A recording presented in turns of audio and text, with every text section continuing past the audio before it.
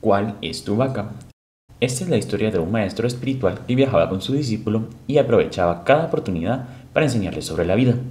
En una ocasión vio una choza muy humilde y le dijo al discípulo que pedirían posada en ella y se quedarían esa noche.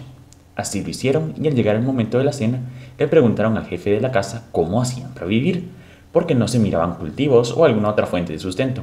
Este le dijo que tenían una vaca que les daba un poco de leche todos los días, de la cual consumían un poco y el resto la vendían en el pueblo más cercano, y con el dinero que recaudaban compraban unos pocos alimentos. Esta había sido su forma de vida por años. Antes del amanecer, el maestro despertó a su discípulo y le dijo que se levantara sin hacer ruido y que arrojara a la vaca por el precipicio que estaba detrás de la casa.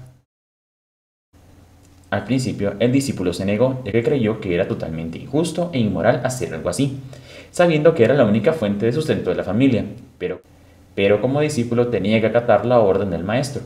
Muy temprano ese mismo día partieron. El discípulo seguía tan atormentado por lo que había hecho que después de 2 años dejó a su maestro y regresó a aquella humilde choza para tratar de compensar a la familia. Se llevó una gran sorpresa al ver que ya no estaba la humilde choza, sino que estaba una casa formal. Pensó que seguramente al perder a su fuente de sustento, la familia se había tenido que mudar. Decidió llamar a la puerta de aquella casa para preguntar sobre el paradero de la familia que allí vivía.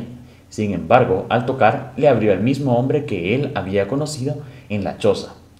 El hombre también le reconoció y le pidió que pasara. El discípulo no soportó más la curiosidad y le preguntó qué había pasado, cómo habían logrado mejorar su situación. El hombre le contestó: curiosamente, el día que ustedes partieron, nuestra vaca sufrió un accidente y se fue por el precipicio. Al no tener ya esa fuente de ingresos, tuvimos que ver qué hacíamos y sembramos en nuestra tierra y yo busqué un empleo y poco a poco las cosas mejoraron.